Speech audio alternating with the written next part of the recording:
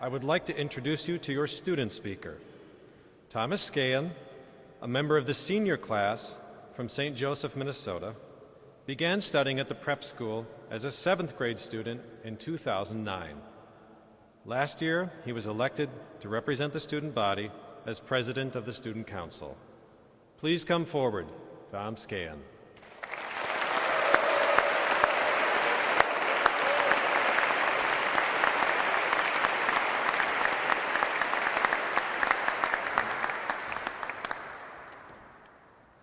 Good morning, everyone, and thank you to Mr. Freemo for the wonderful introduction. As he said, I'm Thomas Skahen, Student Council President, fellow slacker and oversleeper of yours. I want to extend a personal welcome to all of our new students this year, whether that be new freshmen, 6th graders, 7th graders, students who join later on. Really, we're all just glad to have you here. To all our returning students, I've missed the classes that I've shared with you, and I look forward to many more in my last year here. That really is the one thing I've missed about prep the most this summer. I've missed the community we have here. Yes, that's the exact same Benedictine buzzword you've heard millions of times since the 7th grade, for those of you who are middle schoolers here. Really, though, there is something special about being able to sit down and have lunch with every single person at this school in just 1 year, with 300 or so of us. Now, there is no denying that there are cliques. That's the big taboo you don't hear from most of our school's Benedictine speakers. But in my experience, that doesn't get in the way of the true fellowship that exists in our student body. Most here would be quick to reference the head shaving or the fundraising or the marathoning, but I see fellowship in our community when that new student walks into the reef, first week of school, alone, and a senior invites the student to sit with the rest of his friends, keeping up the conversation like nothing ever happened. Something as simple as that can be so monumental in someone's day, and you would never know the difference. That was me on the second day of my freshman year here, when Zach Daler asked me to sit by him and my friends, or his friends rather. Eventually to be my friends, I suppose. It was a quick, unchallenging gesture, and that half hour has stuck with me every day since then, all the way back to my freshman year. That's how simple it is to leave your mark on somebody for the rest of their lives. That's all it is. Invite them, make them feel welcome. Be that person. That being said, fellowship doesn't stop there. I also see it walking into the class the morning a paper is due, cup of coffee clenched in my death grip, lines under my eyes the depth of the Mariana Trench, and I look around and see all of my fellow seniors looking just like me, death walking. No one says a word, but there is that unity in knowing that we are all in it for the long haul, that every other person in your class has been through hell and back and you are right there with them. Band of brothers is likely the best illusion I can make here, blood, guts, and all. I suppose the question all of you new students are asking is, and I voluntarily signed up for this?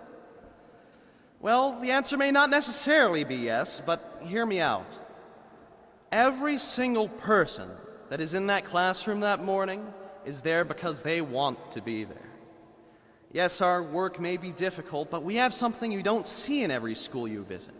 I love it. This is why I attend prep. We have passion. Passion is such an integral part of learning here that it is not an option whether you have it or not. Your classmates, your advisors, and your teachers will all pound it into you. The English department will have you absolutely fawning over novels and limericks. The history department will have you foaming at the mouth for more information on the Assyrian conquests of ancient times. The sciences, in a stupor, staring at the celestial sphere until the small hours of the morning. Mathematics, awed by the recursive nature of fractals. The arts, inspired by centuries of human expression and feeling. And theology, encouraged to go out and use your gift to help shape a better world. Now, here is where it gets exciting. One day, you will wake up and you will find yourself wanting to do something of your own accord. You will want to go build a rocket, or make a podcast, or study Kant in your own free time. And that's where it begins. That's when your passion begins to drive you. Your schoolwork becomes a mean to pursue your passion. That paper becomes the first page of your thesis on the validity of the smoot as a form of measurement. Then you begin to discuss this newfound fire of yours with your classmates.